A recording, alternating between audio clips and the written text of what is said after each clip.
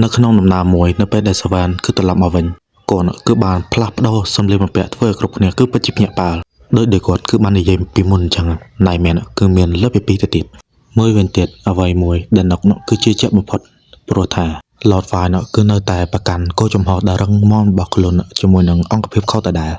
អ្វីគ្រប់យ៉ាងវាស្ថិតក្នុងការគ្រប់គ្រងរបស់នុកទាំងអស់បំរុងនឹងចាក់ចែកឯនោះចុយលយណាលយហើយគ្មានលយជាងអញទេអាណោតបំបែកនៅរនាំងហើយវាយនុកយ៉ាងដំណំជាលើកទី2អ្វីទាំងអស់នេះហើយធ្វើឲ្យអបិនុកគឺពិតជាភ្ញាក់ផ្អើលខ្លាំងមែនទែនពីសមត្ថភាពរបស់ Lord Fire ដូចដែល Lord Fire គឺបាននិយាយអញ្ចឹង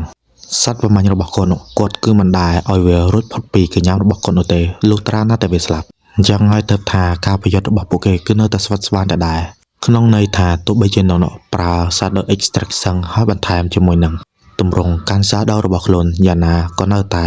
មិនងាយស្រួលនឹងផ្ដួល Lord Fire នោះទេអញ្ចឹងហើយរឿងមួយនោះវាគឺពិតជាមិនសំខាន់នោះទេរឿងមួយដែលសំខាន់បំផុតតើនុកគឺចង់ស្លាប់ដោយរបៀបណា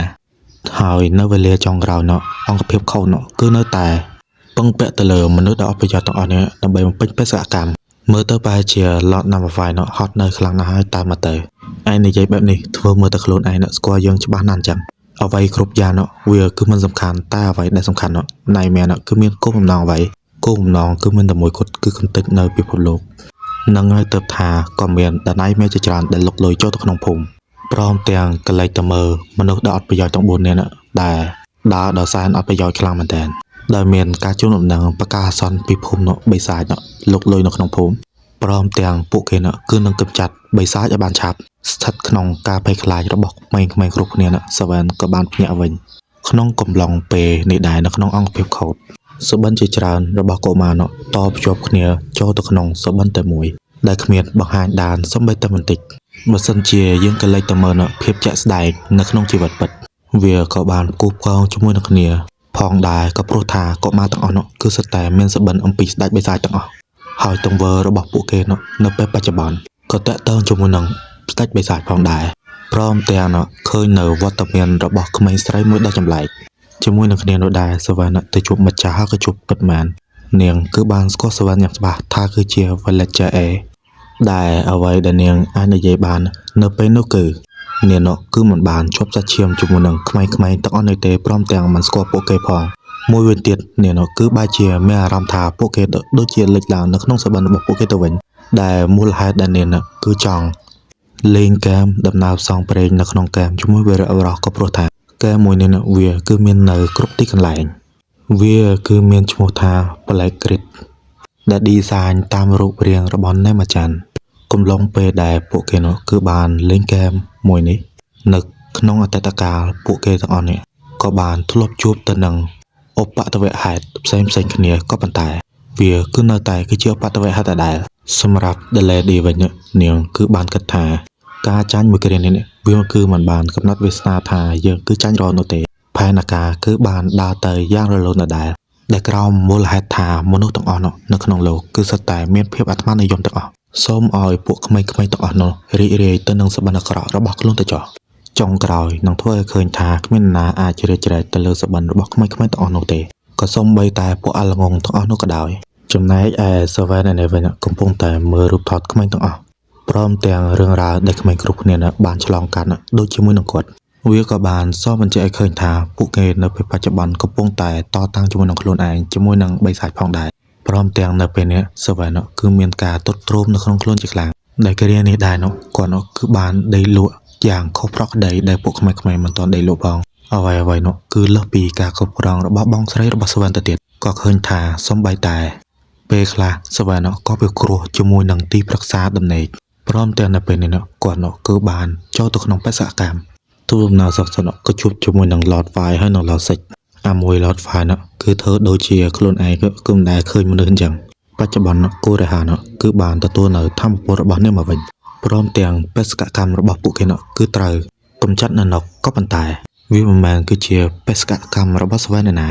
បេសកកម្មរបស់គាត់គឺមានតែមួយគត់គឺជួយសង្គ្រោះមនុស្សគ្រប់គ្នាឲ្យចេញពីសុបិនអាបេស្វាយគឺពិតជាសរសើរមួយសវ៉ានខ្លាំងមែនតើថាវាគឺពិតជាក្លាហាននឹងមែនទេគឺជាកូនចៅរបស់សេរ៉ូនោះវាត្រឹមត្រូវហើយក៏ប៉ុន្តែអ្វីដែលមិនត្រឹមត្រូវនោះសវ៉ានគឺជាបរិសុទ្ធខ្លាំង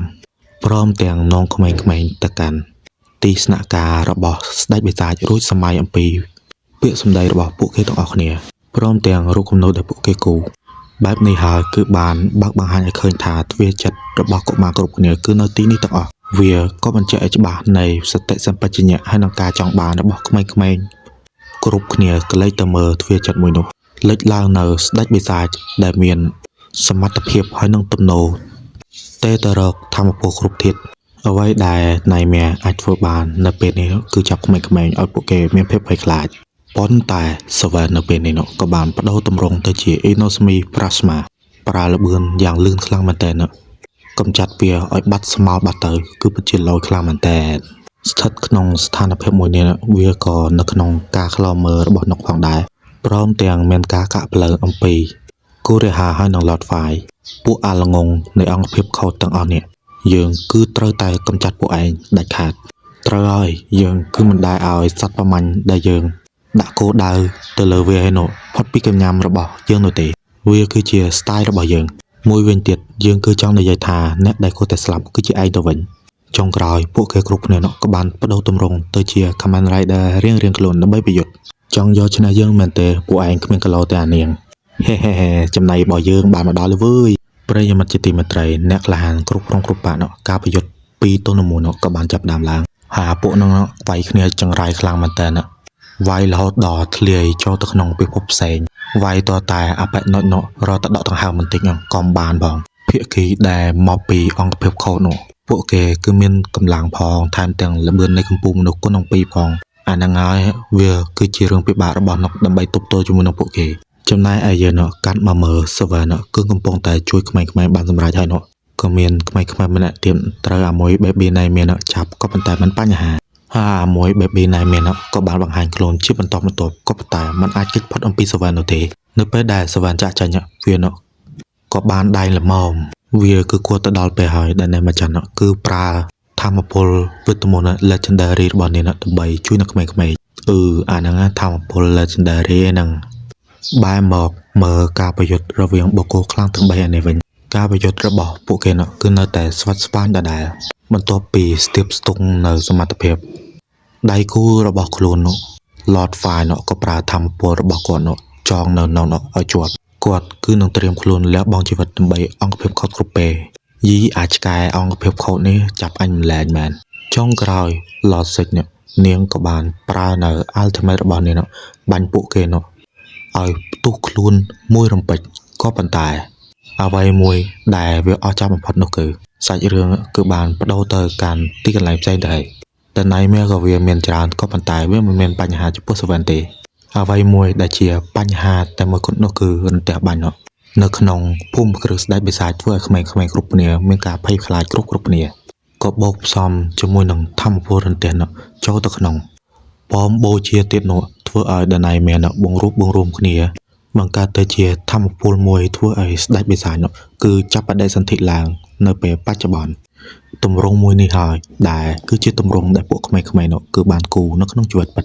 រឿងមួយដែលសកម្មបំផុតនៅពេលនោះ Seven ហើយនឹងអ្នកម្ចាស់ពួកគេគឺមិនទាន់បានធ្វើអីផងស្ដេចបិសាចក៏បានចាប់ចងទៅកាន់ពួកគេទៅហើយរួចក៏បានបើកទ្វារចិត្តនៃ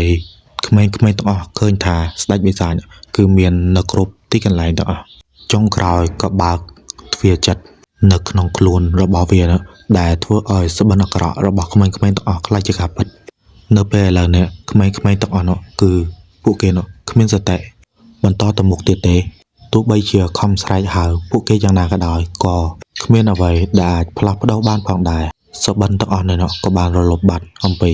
សបិនរបស់ Seven មួយវិញទៀតនៅពេលបច្ចុប្បន្ននុកហើយនឹង Lord Fire គាត់គឺមិនទាន់បាត់បង់ជីវិត